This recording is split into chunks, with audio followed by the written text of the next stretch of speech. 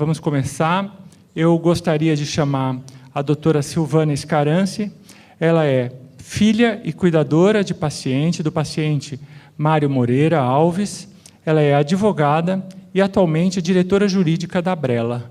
É com muita honra e alegria que eu a chamo aqui.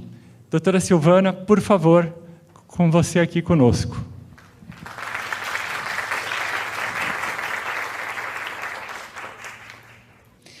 Bom dia a todos. Eu sou a Silvana, advogada e filha do paciente Mário Moreira Alves, diagnosticado em 2003 e sobreviveu até 2012.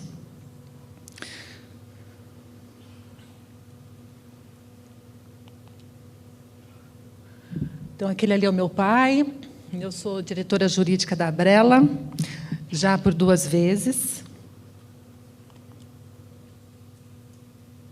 E eu estou aqui hoje para falar sobre home care e sobre a judicialização, quando ocorre negativa da qualidade dos serviços e também da quantidade, sobre as dificuldades para se conseguir uma liminar e para enfrentar esse problema.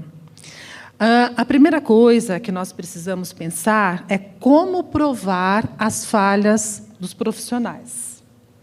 Ele está passando sozinho, viu, gente? Não? Tá. Como provar as falhas dos profissionais? Ou obter o reembolso? É muito difícil. É preciso falar primeiro que nós estamos tratando com uma doença muito complexa, ultra rara, muito desconhecida, tanto na área médica, na área da saúde, como no Poder Judiciário. Esse é o nosso maior desafio. Então, como provar as falhas dos profissionais que vêm prestar o home care, que é a internação domiciliar, se o tratamento é desconhecido? É muito difícil. Isso requer muito conhecimento, muitas buscas nas informações, muitos compartilhamentos das informações e muitas pesquisas.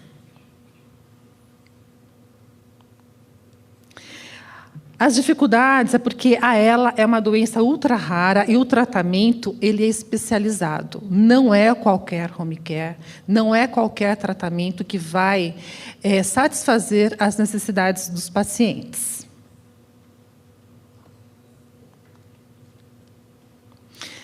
Precisa ser equipe interdisciplinar, multidisciplinar e especializada. Como convencer o plano de saúde ou o SUS, que é assim que deve ser. E também como convencer os juízes e os peritos, que é assim que deve ser. Precisa ser um home care especializado em doenças neurológicas.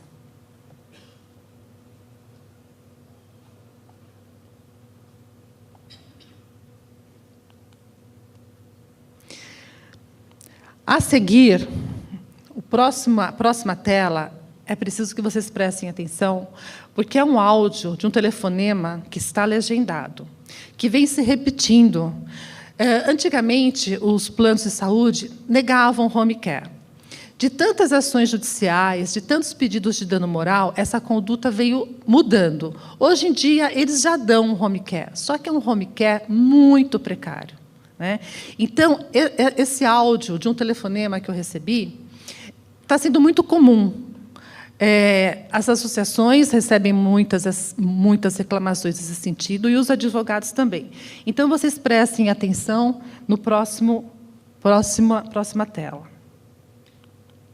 A minha mãe é uma paciente aí diagnosticada com ela.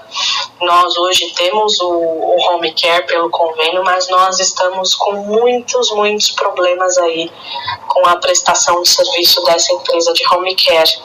Eu já pedi várias vezes a troca aí para a própria Prevent Senior e não obtenho nenhum tipo de retorno. Eu gostaria de saber se tem algo judicial a se fazer nesse sentido, porque a gente já está chegando aí numa situação extrema. E, além disso, eu gostaria de saber se a senhora presta esse tipo de serviço. Por favor, se você puder me orientar, eu agradeço, tá bom? Um abraço e obrigada pela... Tem outro áudio. Que eu acho que a gente vai precisar fazer alguma coisa. A gente já tentou todas as formas amigáveis possíveis para resolver esse problema e a gente não vem conseguindo. Confesso que eu sou muito mais da paz do que da briga, eu não gosto desse tipo de situação, mas é algo que se faz necessário, né? Principalmente quando a saúde da minha mãe está em jogo, enfim. Então, muito obrigada aí pelo seu retorno, doutora. Vou ficar de olho na live de sábado. Muito obrigada mesmo. Eu acho que ela está por aqui, mas eu não conheço pessoalmente. Mas o que o advogado faz quando recebe uma reclamação desse tipo? Tem um home care do convênio, mas o home care falha, falta, chega atrasado, as pessoas não sabem o que fazer, os profissionais não sabem o que fazer, fazem errado, fazem coisas contraindicadas, né? Esse é o grande problema.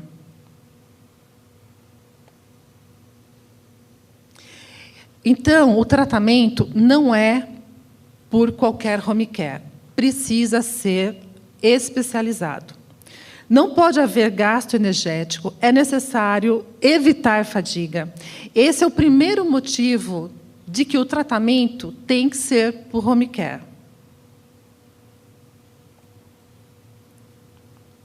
Mas o plano de saúde não entende essa necessidade do paciente de ELA. O plano de saúde entende que o paciente de ELA tem que se locomover até os ambulatórios. Como fazer com que os peritos entendam que não é assim? Como fazer com que os juízes entendam que não é assim o tratamento? Como fazer para que os planos de saúde forneçam home care de forma adequada?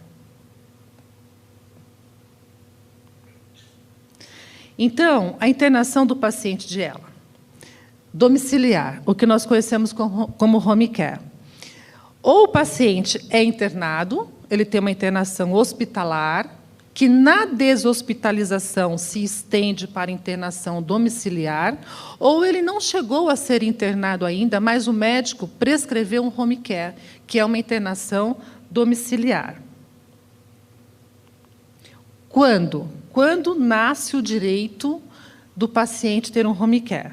Então, são essas duas situações, né? Por incapacidade de locomoção, por ele não poder sentir fadiga, mesmo que ele esteja ainda conseguindo se locomover, o ideal é que ele fique internado em domicílio.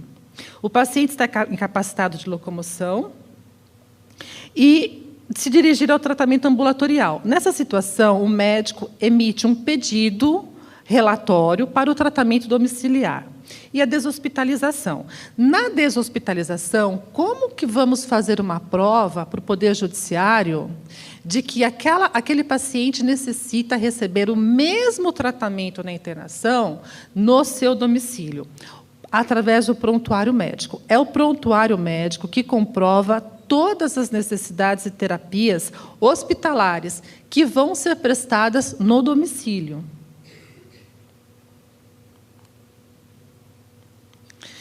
Então, o fornecimento do home care pode ser pelo plano de saúde, a partir de uma negativa do home care, ou da negativa da quantidade, ou da negativa da qualidade dos serviços do tratamento necessitado pelo paciente.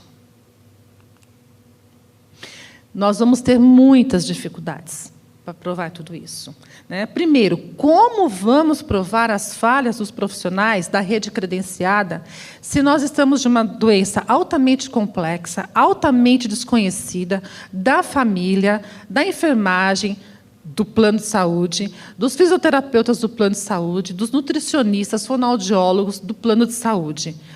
Como que nós vamos comprovar essas falhas? Depois de comprovar essas falhas do pessoal da rede credenciada, como que nós vamos convencer ao juiz a forçar o plano de saúde a reembolsar integralmente para contratarmos profissionais particulares que são especializados na doença?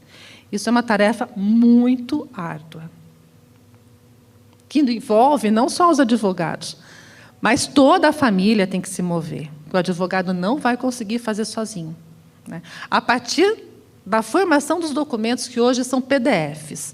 Então, muitas vezes, até os pacientes mandam fotos, mas as fotos elas não são legíveis, elas não mostram o que deveria mostrar, o que o juiz precisa ver. O ideal seria um PDF pesquisável. Quem sabe o que é um PDF pesquisável aqui? Levanta a mão. 2 pessoas só. Então, 3 pessoas sabem o que é PDF pesquisável. O PDF pesquisável é um PDF ideal para o juiz ler. Se o advogado não colocar um PDF pesquisável no processo, o juiz que está cansado, fadigado de ler o dia inteiro, ele não vai procurar lendo cada coisinha. O que acontece com o PDF pesquisável? Está diante de um processo, você dá um Ctrl e o F, você procura a palavra, você acha no processo de 3.000 folhas, 5.000 folhas, que vai chegar a isso um processo. Né? Então, o juiz entende. Agora, quando não é um PDF pesquisável, quem acha que o juiz vai ficar procurando linha por linha no processo de 5.000 folhas? Não vai. Né? Então, se a família não fornecer para os advogados um PDF pesquisável para facilitar a vida, vai ter que ser grandes escritórios de advogados que têm pessoas para fazer só esse tipo de trabalho. Aí o preço vai lá para cima. Então, é muito complexo. Para se conseguir eliminar, né, para que o convênio seja obrigado a prestar um bom home care ou a reembolsar integralmente. Por que eu falo reembolsar integralmente? Porque, normalmente, quando há reembolso, é na tabela do contrato. A tabela do contrato, o reembolso, acho que não chega nem a 10% do que custa um home care especializado em doenças neuromusculares. Então, o ideal é que o juiz determine o reembolso integral. Então, a obrigação de fazer, a ação é obter uma liminar em ação de obrigação de fazer, em tutela antecipada de urgência para adequação. Antigamente se pedia o fornecimento do home care. Eles já fornecem, só que inadequado. Então, hoje, a gente tem que pedir a adequação dos serviços profissionais para que sejam de forma dos protocolos clínicos terapêuticos e ou do prontuário médico da internação. Tudo aquilo que o paciente recebeu na internação hospitalar, num bom hospital, ele vai precisar receber na internação domiciliar. Porque a internação domiciliar é uma extensão da internação hospitalar. Então, não se justifica que na internação hospitalar ele teve fisioterapeuta, fonoaudiólogo, dieta, fralda, medicação, e quando vai para a internação domiciliar, ele tem só a enfermagem, 12 horas, por exemplo. Não se justifica descumprir aquilo que estava sendo cumprido antes, porque as necessidades do paciente dela não diminuíram.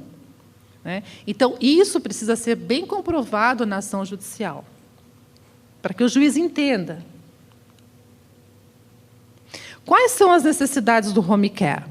Equipe multidisciplinar, equipamentos, medicamentos fornecidos pelo plano de saúde ou o reembolso integral para custear tudo isso no particular, fora da rede credenciada, quando o plano de saúde não tem profissionais capacitados dentro da rede credenciada. Então, antigamente, no tempo do meu pai, não se fornecia o home care. Hoje já se fornece o home care. Mas veio um home care totalmente despreparado. Os profissionais são incapacitados. Nem ouviram falar da doença esclerose lateral amiotrófica. Não sabe o que é uma traqueostomia. É um grande risco deixar o paciente na mão de um profissional que não tem qualificação. Agora, você não pode chegar para o home care fornecido pelo plano de saúde e falar: vocês não vão entrar, porque vocês não têm currículo, porque vocês não sabem fazer. Porque, se a gente fizer isso, a gente não consegue comprovar a falha. Tem que deixar eles entrarem, eles mostrarem que eles não sabem trabalhar, para, depois disso, falar para o juiz e conseguir um home care especializado ou o reembolso. O que é uma equipe multidisciplinar? São a reunião de todos os profissionais envolvidos que se comunicam entre si para o ajuste de condutas no avanço da doença. Porque cada limitação e cada avanço da doença, toda a equipe tem que combinar o que vai fazer dali para frente. Como que vão saber disso? Lendo, aprendendo, pesquisando os protocolos clínicos terapêuticos, os sites das associações, os YouTubes das associações, que está riquíssimo de informação. A começar com esse evento aqui, que vai para o YouTube da Procura, e que é capaz de capacitar os profissionais que não sabem, que não conhecem a doença.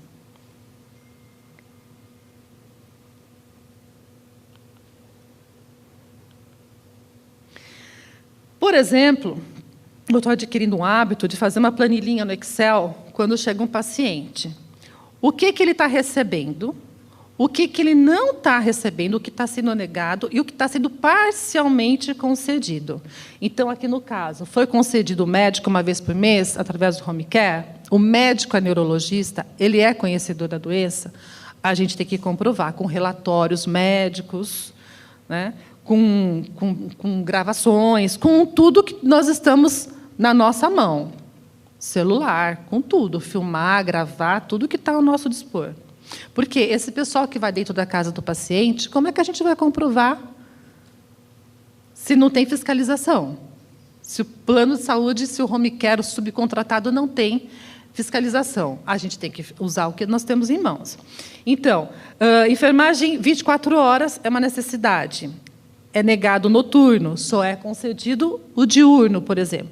Fonoaudiólogo, normalmente é negado. Terapeuta ocupacional, normalmente é negado, e quando é concedido, não sabe das especialidades de ela. Fisioterapeuta motor, se é necessário 2 vezes por dia, aí o convênio só libera uma.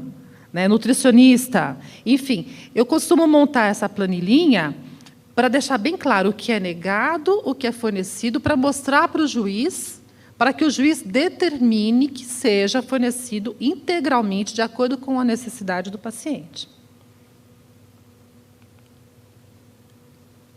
Se o home care fornecido pelo plano de saúde for inadequado, falho e defeituoso, na qualidade e qualidade, como que nós vamos fazer? O Código de Defesa do Consumidor, no artigo 14, dispõe assim: o fornecedor de serviço, no caso o plano de saúde, responde, independentemente da existência de culpa, pela reparação dos danos causados aos consumidores por defeitos relativos à prestação de serviços, bem como por informações insuficientes ou inadequadas sobre a fruição e riscos.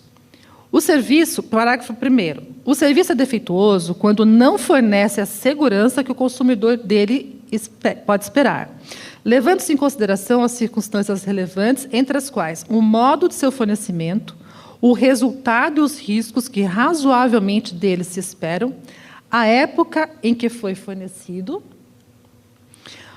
Parágrafo 2º. O serviço não é considerado defeituoso. Essa cláusula aqui é muito importante, prestar atenção. Depois eu vou explicar nos próximos slides. O serviço não será considerado defeituoso pela adoção de novas técnicas.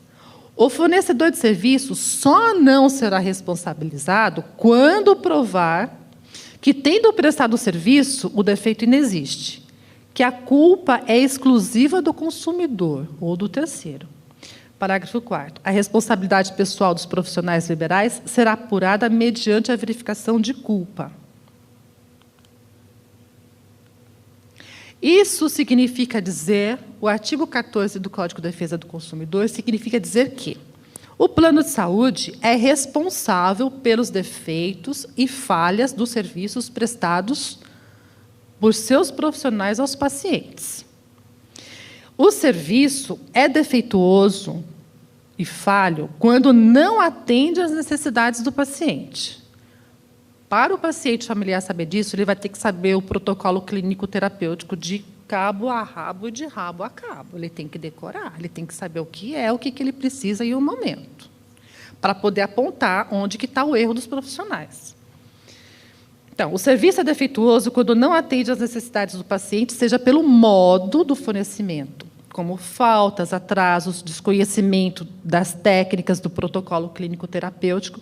Especialidades ensinadas neste simpósio, dia de ontem, foram muito boas essas especialidades aqui, que vai para o site. E outros já disponibilizados nos YouTubes da procura da ELA e outras associações.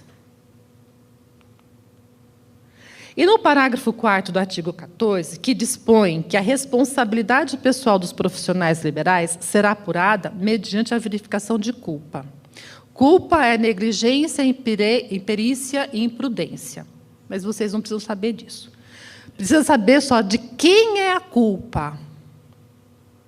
É do plano de saúde ou do paciente? Como provar a culpa? O plano de saúde vai chegar para o juiz e vai dizer que o serviço não foi prestado a contento pela culpa do paciente.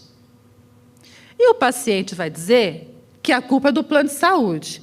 E o juiz que não esteve na casa do paciente e que não entende nada de protocolo clínico-terapêutico vai decidir de que jeito. Se um home care especializado pode custar em torno de R$100 mil por mês. E o juiz vai condenar o plano de saúde a reembolsar integralmente o plano de saúde. O home care é um valor alto. Pode causar um desequilíbrio financeiro no plano de saúde. Então, o juiz é o cara que vai julgar. Como que ele vai se posicionar? A gente tem que pensar na posição do juiz, que não conhece a doença, que é complexa. Então, é uma questão bem polêmica, que nós temos que estar munidos de informações para saber argumentar, até para procurar um advogado que não conhece a doença e explicar para ele como que a coisa tem que ser. Então, o home care precário, que vai ser fornecido pelo plano de saúde, como que isso acontece? Algumas empresas prestadoras de home care são subcontratadas pelos melhores planos de saúde do mercado. Estou falando de São Paulo, não imagino como que seja pelo restante do país. Em São Paulo, nós temos centros de especializações em neurologia. O restante do país não tem. Então, algumas empresas prestadoras de home care são subcontratadas pelos melhores planos de saúde do mercado, não possuem profissionais especializados no tratamento de ELA e doenças neuromusculares, não formam equipe multidisciplinar por não se comunicarem entre si para o ajuste de condutas no avanço da doença. E mais, são pessoas freelances, altamente rotativas, não são contratadas por CLT, não têm compromisso. Então, nós, pacientes, precisamos entender tudo que está nos protocolos clínicos terapêuticos e nos sites das associações para fiscalizar, para ensinar e para compartilhar as informações e cobrar isso, e registrar, filmar, para mostrar isso para o juiz, que nós estamos tentando melhorar aquele profissional para especializar aquele profissional, porque a gente necessita daquele profissional. Então, eles nem se conhecem, o pessoal que vai nem se conhecem, dada a alta rotatividade de profissionais que trabalham sem vínculo empregatício de forma freelance. Então, de quem é a culpa pelo defeito nos serviços? Os serviços que não sejam especializados e prestados por equipe multidisciplinar. Mas o plano de saúde não será responsabilizado quando ele provar que o defeito não existe. Como que ele vai provar que o defeito não existe? Que a culpa dos defeitos da prestação do serviço seja do paciente e do familiar. Como que o plano de saúde vai fazer isso? Quando o plano de saúde é obrigado a reembolsar integralmente um home care, quando ele é obrigado a reembolsar integralmente um home care, ou mesmo a prestar um home care, ele vai dizer que a culpa é do paciente. Que o paciente maltratou o profissional, a enfermagem, mandou fazer coisas que não estavam na função dele, vai inventar 1001 mentira para caçar a liminar. E, nesse momento, o advogado infarta, porque eu não infartei, mas eu quase infartei. Porque é complicado. Como é que você vai provar uma coisa que não aconteceu, se alguém está acusando que aconteceu? Eles mandam cartas anônimas para os processos, dizendo que a família, que o paciente ofendeu, falou coisas absurdas. Então, como que eu estou comprovando? Eu estou comprovando pegando todos os processos que isso já aconteceu e falando para o juiz, olha, é uma praxe que eles estão fazendo isso para caçar a liminar. Eles querem comprovar que a culpa é do paciente, por isso eles querem caçar a liminar. Eles acabam convencendo os juízes que há uma alta litigiosidade na casa e que, por isso, vão caçar a liminar. Então, o plano de saúde vai inventar a culpa para o paciente e familiar para caçar a liminar. Isso vai acontecer.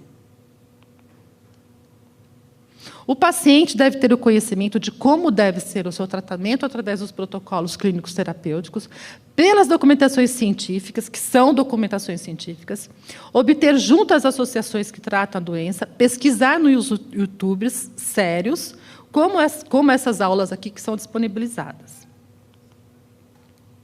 Divulgar e compartilhar o conhecimento com os profissionais da equipe multidisciplinar que lhe atende e exigir que eles se especializem, lendo os protocolos clínicos terapêuticos e assistindo os YouTube. Eu sou repetitiva mesmo, gente. Somente através do conhecimento do tratamento adequado da doença é que se consegue defender dos precários serviços de home care que são subcontratados pelos planos de saúde, formados por profissionais que não são especialistas na doença rara e que não formam equipe multidisciplinar. Como provar que o home care é falho e defeituoso nos termos do artigo 14 do Código de Defesa do Consumidor? Que vocês viram, né? Eu li, e ele você tem que prestar bem atenção, ler umas 3, 4, 5 vezes para entender bem o que ele está dizendo. Eu, como advogada, já acho confuso, imagina que não é. Então, como provar que o home care é falho e defeituoso? Com a instalação de câmaras... Passou demais.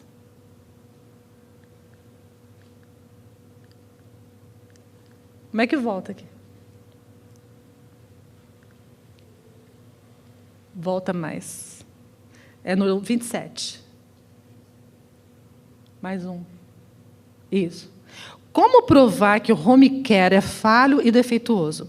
Com a instalação de câmeras de filmagem que gravem vídeos curtos, vídeos só daquele momento, com imagem e som, e possam ser transformados em links. Esses links podem se colocar no processo, o juiz clica e assiste. Esses links podem ficar tanto no Google Drive, do advogado ou do paciente, ou ser colocado no YouTube de uma forma não listada, que só quem tem o link que pode assistir. Tá? Tem aí no próprio YouTube ou Google explica como que faz não listado. Deve ser colocado em todo o ambiente do paciente a informação de que está sendo filmado para a segurança do paciente, de modo a aparecerem nas filmagens, porque aqui nós estamos com 2 direitos em discussão, que é o direito da imagem, do som, do profissional que está indo lá fazer coisa errada, e do paciente que tem que ter a segurança de um tratamento adequado e que não receba esse tratamento de forma contraindicada. Então, o juiz vai decidir qual dos 2 direitos que ele vai priorizar ali, se é do paciente ou se é do profissional que não sabe fazer as coisas.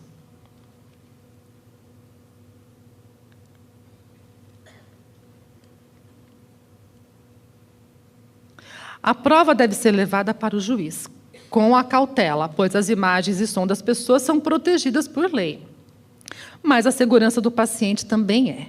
E como o direito ao tratamento é digno, bem como o direito ao tratamento e a dignidade e o direito à vida.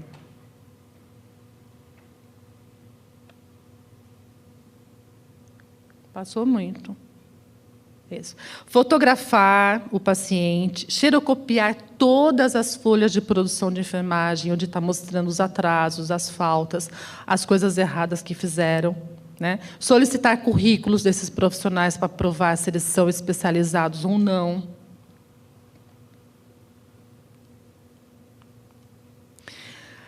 O plano de saúde vai pedir perícia. Aconteceu num processo nosso que o juiz nomeou para perito um médico especializado em calvície. Esse médico, o que ele ia saber de esclerose lateral amiotrófica, uma doença neuromuscular? Nesse momento, o advogado precisa impugnar o médico que não entende da doença, senão ele vai responder os quesitos de forma tudo errada. E como que o advogado vai impugnar um laudo pericial de um médico que respondeu tudo errado? É bem complicado. Então, precisa impugnar, precisa ser bem chato, bem incisivo, bem exigente para que o perito seja conhecedor da doença, para saber responder o laudo de uma forma satisfatória. Os quesitos, eu coloco os quesitos, tudo que está no protocolo clínico terapêutico, eu coloco lá para o perito responder. Se ele não sabe, ele vai aprender, porque eu coloco mais de 200 quesitos ali. Ele vai ficar muito bravo comigo, mas ele vai aprender e vai responder a coisa certa. Isso eu falo porque, normalmente, se coloca 4, 5 quesitos, né?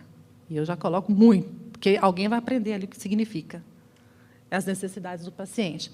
Então, existem poucos peritos especializados em ela. O Poder Judiciário está extremamente carente de profissionais especialistas em ela.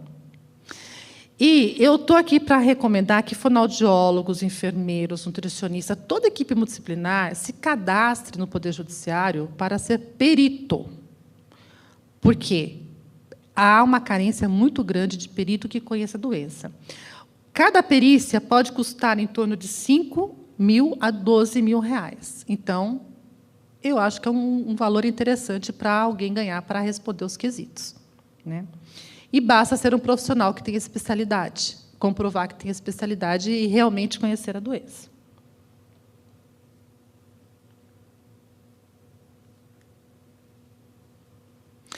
Como comprovar essas negativas, essas falhas, né? Com as folhas de produção de internação hospitalar, através de e-mail, solicitando, através do chat de aplicativo, do WhatsApp, exportar a conversa, né, do chat. São formas de se comprovar hoje em dia. Bom, está aqui quase terminando, e espero ter falado as coisas mais importantes. E também falar que, apesar da complexidade da doença, de ser tão rara, bem como outras doenças do mundo, a esperança é um legado para viver bem, né? E aqui está legendado o áudio do meu pai. Na 2012, a gente nem tinha celular bom, essas coisas, então foi bem precária essa gravação aqui, mas eu faço questão de sempre colocar esse vídeo nas minhas palestras. Pode rodar o vídeo. É melhor todos juntos não passar Natal e Ano Novo, todo mundo abraçado, é melhor ganhar por cima dos velhos. O Deus para acompanhar todos nós, ele vai acompanhar até o fim. Um beijo e um abraço para a humanidade. Não acabou ainda. E eu quero agradecer a Procura da Ela pela oportunidade de compartilhar o que eu aprendi na raça, sendo cuidadora do meu pai, sendo voluntária da Abrela.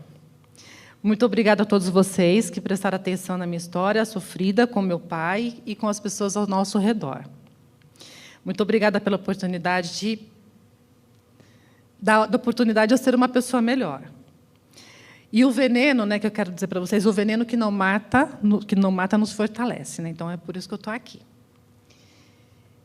E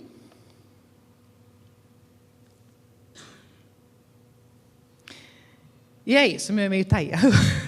Agora acabou.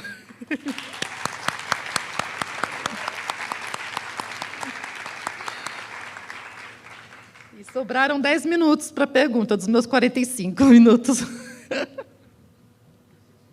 Se alguém tiver alguma pergunta que não seja pessoal, eu posso responder. Quer que deixe agora ou para depois? Não, pode ser agora. Alguém tem alguma pergunta? Espera aí. Bom dia.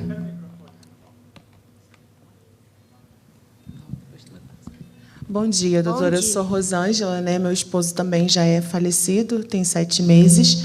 E eu só gostaria de salientar, quando a senhora falou da questão do home care, né, da negativa. Eu não tive a negativa durante 1 ano, eu tive o silêncio da Unimed, que foi a empresa que prestou o serviço. E foi depois desse silêncio que o advogado entrou com o pedido do home care. Também tivemos todos esses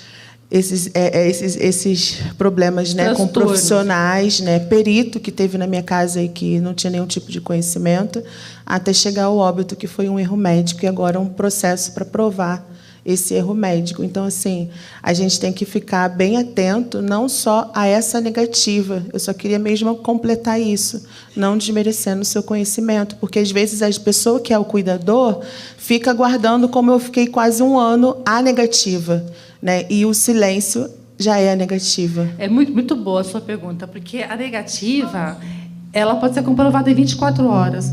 Você manda um e-mail para o plano de saúde solicitando atendimento e coloca ali que o silêncio em 24 horas será considerado como negativo. Você pode pôr 24 horas, 72 horas, o que você achar que deve. Que o silêncio será considerado como uma negativa. Aí você já tem como comprovar. E muitos processos eu já vi também que os advogados entram com a ação e falam, olha, solicitei, e não responderam. Então, já estou caracterizando uma negativa, porque o silêncio é uma negativa também. Muito boa a sua pergunta, obrigada. Bom dia, doutora. Assim como a Rô, né, eu sou a Daniela, a gente é representante do Rio. Então, até para colocar para o pessoal o que a gente tem feito no Rio de Janeiro, que a senhora falou, não sei como é que em outros estados. A gente lá formou um grupo que todo paciente que a gente conhece, tem informação, convida a família a participar, e a gente se preocupa em saber qual é o advogado que conhece sobre medicina, né, sobre a parte de plano de saúde e tal. E aí a gente tem 2 profissionais no Rio que a gente elenca e indica, né? E ele orienta a gente realmente a tudo que faz.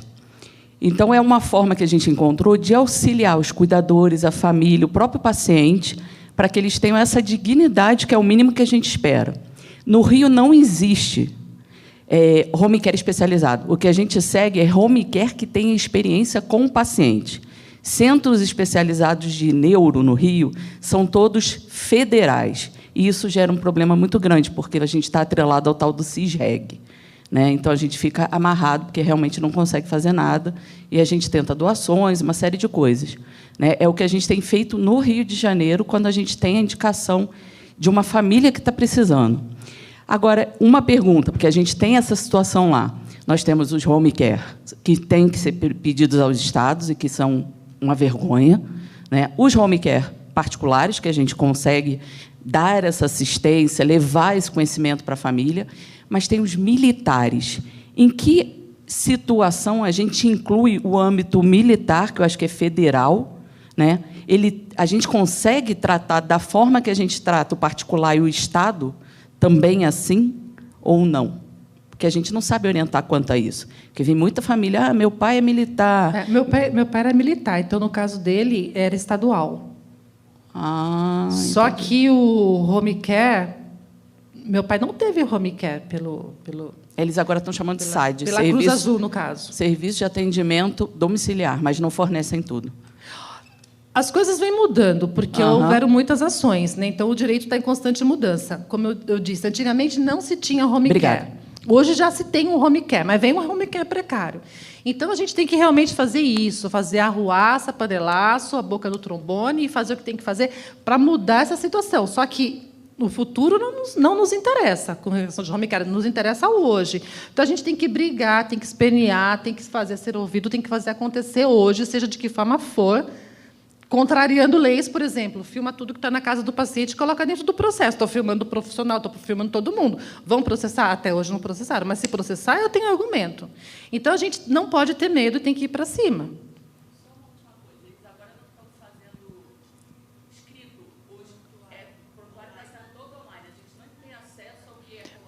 No caso de ajuizar a ação, pede para o juiz mandar um ofício para que venha para o processo, se não entregar. E comprovar que não está entregando, porque o prontuário médico é um direito do paciente.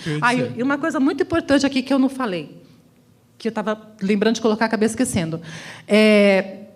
Todo paciente de ELA, primeira coisa, procuração pública para a família, para mais de uma pessoa. Porque, se não fizer isso, ele acabar sendo hospitalizado, ele ficar sem voz, vai ser muito difícil ele passar uma procuração pública. Vai precisar fazer uma curatela, que vai demorar muito tempo. E, para conseguir o prontuário médico do paciente, tem que ter uma procuração pública. E, mesmo assim, às vezes, eles negam e exigem uma curatela. Outra coisa que tem que comprovar é isso, que estão negando. E o prontuário médico é um direito, tá? Nas leis aí da medicina, que é um direito do paciente. Todo paciente tem direito ao protocolo, ao prontuário. Prontuário médico. Meu nome é Dolores, meu esposo foi diagnosticado com ela em dezembro de 21. Nós conseguimos um home care agora, depois de 9 meses de tentativas, mas eu confesso que eu estou bastante preocupada, principalmente depois do que eu ouvi ontem aqui, né?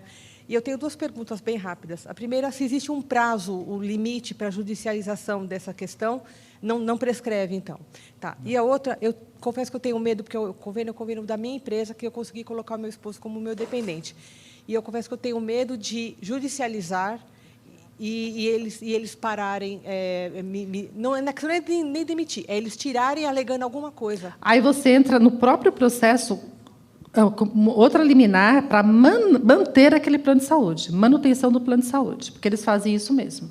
Às vezes até demitem uma pessoa, no caso, é a sua empresa, mas vamos supor que não fosse a sua empresa, você fosse funcionário de uma outra empresa, que o seu esposo fosse seu dependente. Chegam até a demitir a pessoa, porque aquele funcionário está exonerando muito o plano de saúde. Aí é o caso de entrar com uma liminar para manter aquela empresa, ou se migrar de empresa, a outra empresa manter o processo anterior. Né? Tudo assim, a situação fática aconteceu, chega para o juiz e conta, fala a emergência que tem que ser e pede para manter aquilo. Oi, Silvana. Aqui, Clariane. Na verdade, não é bem uma pergunta. Eu queria só fazer uma... Complementar, exatamente. É o seguinte, eu sou fisioterapeuta, né, e trabalho há muitos anos com esse perfil de pacientes. E o que eu percebo de tudo que você falou, que o problema está um pouco mais embaixo. Porque é o seguinte, os profissionais não estão sendo formados adequadamente nas universidades. Então, assim, eu já fui professora de universidade e eu, na época que eu dava aula, que já faz algum tempo, o perfil do aluno ele foi mudando ao longo do tempo, de interesse. E, consequentemente, esse perfil foi mudando e, consequentemente, o conhecimento deles foi piorando, né? Hoje eu presto serviço para uma empresa de home care e eu presto serviço na parte de telemonitoramento dos pacientes que estão em ventilação mecânica e eu encontro esse perfil de paciente que você explanou aqui, que é paciente não, aluno, que você explanou aqui. É um aluno que não tem conhecimento. Então, você vê a ventilação do paciente remotamente e você consegue ver que precisa fazer ajustes naquela ventilação. E eu oriento esses profissionais. Agora, o seguinte, eu acho que a Procura poderia, de repente, fazer um trabalho no seguinte sentido, ir para as universidades, ver a possibilidade de dar aulas nas universidades, dar aulas assim, fazer algum curso dentro da universidade e divulgar mais a ela, mas dentro da universidade. Porque se a gente conseguir, na época que eu era professora, eu abri uma submatéria e eu dava aula de doenças neuromusculares. E eu explicava a parte respiratória dos pacientes com doenças neuromusculares. Então, isso é importante. Então, acho que, de repente, é uma sugestão. A Procura fazer um trabalho nesse sentido, de ir para as universidades, aí vai pegar o físio, vai pegar o fono, vai pegar a nutricionista, e fazer um capítulo, falar com os coordenadores e colocar dentro da programação um capítulo sobre esse assunto. Ou fazer um curso. Toda universidade tem... o dia lá do fisioterapeuta, a semana, eles fazem eventos, e, nesses eventos, tentar colocar alguma coisa nesse sentido. Tá? Ótima ideia, e o mercado está carente, muito carente. Muito mesmo. Não, excelente, Clariane. Excelente. Tem mais 2 perguntas. Só complementando, Clariane, aqui, por exemplo, esse simpósio está sendo feito e foi aberto para os alunos da Unip. Então, alunos que tiverem interesse se inscreveram. Eu acredito que foi uma média de uns 60 alunos, de equipe multidisciplinar, inclusive Direito e Medicina, e eu não cheguei a fazer a checagem de quantos deles estão ou presenciaram ontem também. Mas acho que é um início disso que você está falando. A ideia é essa, né? Depois a gente pode até complementar mais. Bom dia para todo mundo. Meu nome é Verena. Eu sou fisioterapeuta e professora do curso de fisioterapia da Unifesp, na Baixada Santista, em Santos. Então, agradeço, Clariane, pelas palavras e, no que depender de mim, as portas da Unifesp estarão abertas para que a gente possa fazer essa parceria. E aí o que eu queria colocar é bem o que a Clariane, né, fala e estender um pouquinho, saindo um pouco do olhar só para ela, que os planos de saúde, os home care, infelizmente, eles não conseguem prestar uma assistência adequada para nenhum paciente grave. Eu estou falando isso com conhecimento de causa, porque tem uma UTI domiciliar em casa, com uma criança de 4 anos, desde que nasceu, depois de 3 meses praticamente em UTI hospitalar, veio para a UTI domiciliar. E a gente passa por cada coisa que é inacreditável. Ela era um bebezinho e as doses de medicação, por exemplo, eram 0,3 ml. A gente olhar, a pessoa tinha aspirado 3 ml, podendo matar a criança, né? Frasco de aspiração, pedir para esvaziar, aí a pessoa pergunta para mim, que água que eu ponho aqui? Porque tem a água do BIPAP, tem a água do umidificador do ambiente, e a pessoa perguntar com que água ela ia preencher o frasco da aspiração. Então, assim, é cada absurdo que daria um livro que, se a gente conta, as pessoas não acreditam. E essa briga do home care, ela não acontece só para ela acontece para qualquer doença. Então, uma coisa que é uma sugestão também, não sei se viável, é o quanto que essa associação poderia se unir com outras para fortalecer essa briga de um home care com qualidade para todos. Porque, infelizmente, e a minha sobrinha é uma criança com paralisia cerebral e outras complicações, é uma criança muito grave, e assim e as pessoas falam, né, ela está viva porque a gente cuida. Eu sou profissional de saúde, minha irmã é profissional de saúde, então a gente consegue manejar isso, porque senão ela já não estaria mais viva, por erros que a gente já interrompeu em vários momentos, inclusive dentro de hospital. E uma outra coisa e aí é uma pergunta, a gente está aqui numa situação, de certa forma, privilegiada. Nós estamos falando de pessoas que têm plano de saúde e que têm acesso ao home care. E quando a gente pensa nos usuários SUS, que, na verdade, a maioria dos pacientes, né, estão nessa condição. Existe, se você tem conhecimento, né, de alguma pessoa do SUS que conseguiu entrar com um processo judicial e conseguir um home care? Porque eu digo que é ruim com eles, mas eu não imagino o que seria sem eles. Obrigada. Eu tenho um processo contra o SUS que eu consegui o Coffee Assist. O home care, precisamente, foi indeferido porque o Estado comprovou que aquele paciente foi durante a pandemia. Ele tinha alguns profissionais lá do sistema, do posto de saúde perto da casa dele, que vinha. Só que, no caso ali, a filha não aceitou que entrasse porque estava na alta temporada ali da pandemia. E aí o juiz entendeu que, como no sistema apareceu que tinham alguns profissionais que iam lá e a filha não deixava, o juiz, então, indeferiu o home care. E aí ela até deixou ficar indeferido, não quis recorrer contra aquela parte. Ela tinha pedido licença no trabalho dela e ela cuidava do pai. E outros processos que eu vi no Estado de São Paulo pesquisando, e inclusive eu peguei essas jurisprudências, inclusive pelo Juizado Especial Civil, onde se pode ir sem advogado.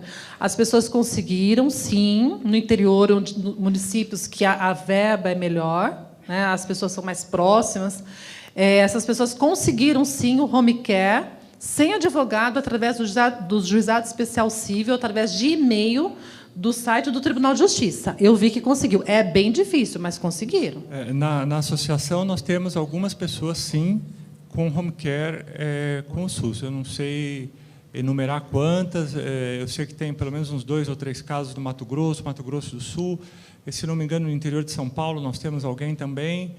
Mas tem, pelo menos, eu sei de 10 pacientes que têm home care pelo SUS. Tá? Oi? No Rio também?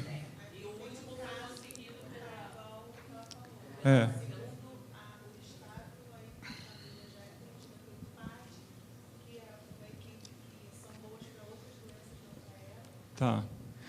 Então, assim, tem alguns casos. Aí o que nos resta é compartilhar o protocolo clínico terapêutico e ensinar como é que faz. Pessoal, e também...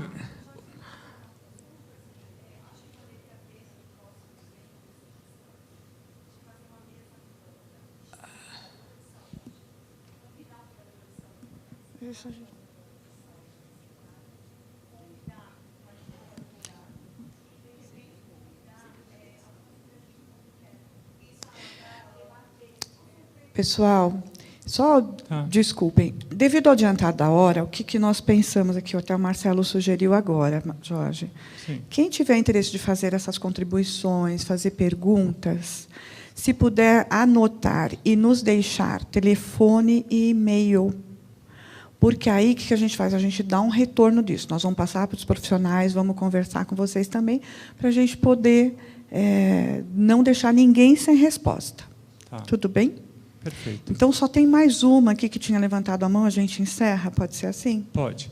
Porque senão Verena, a gente atrasa muito. A Associação muito. Procura dela faz parte da FEBRA-Raras, Federação Brasileira de Associações de Doenças Raras, e essa questão da alta complexidade, de home care para alta complexidade, é um assunto que está sempre em pauta e é um problema que a gente tenta resolver, mas é extremamente complexo, porque depende de treino. Nós estamos falando de 27 unidades da federação diferentes, cada cidade é uma cidade, quer dizer, você não tem um treinamento geral, né? Mas a gente é um assunto que está em pauta sempre e é uma questão que a gente precisa resolver, tá bom? Eu vou falar um pouquinho disso na minha aula lá também. Bom dia, gente. Meu nome é Amanda. Eu também sou advogada, especializada aí na área da saúde. E é mais uma contribuição que eu quero deixar aqui para finalizar, que assim como o tratamento tem que ser especializado, a gente percebe também nos processos que, quando vocês forem buscar por algum advogado, também busquem por algum advogado que tenha essa experiência na área da saúde. Isso também se mostra assim determinante no resultado. Não dá para ter aventura jurídica nesses casos. Se o advogado ele não entende do que está tratando ali, das leis específicas que estão sendo tratadas ali, acontece de ter alguns resultados ruins nos processos, né? De ter indeferimento, do juiz não entender completamente do que está sendo tratado ali. E eu me coloco à disposição depois para quem quiser tirar dúvida, para quem quiser entender melhor como funciona o processo. É burocrático, a gente percebe que a família chega muito fragilizada, porque já está tendo que lidar com uma situação difícil, ainda se vê ali com a negativa do convênio, com toda uma luta pela frente judicial. Então, eu me coloco à disposição para depois, quem quiser tirar dúvida, quiser entender melhor, pode vir falar com a gente, tá bom? Só isso. Obrigada.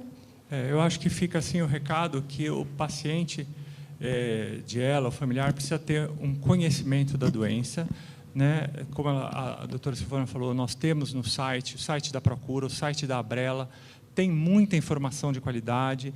Existe o protocolo clínico de diretrizes terapêuticas, o PCDT, que é um protocolo onde tem todo o tratamento da doença, é feito pelo Ministério da Saúde, né? Foi com colaboração de todas as associações, então está lá, aquilo que deve ser seguido, e é aquela história, a mesma coisa que a doutora Silvana falou, de pegar um médico de calvície para falar, fazer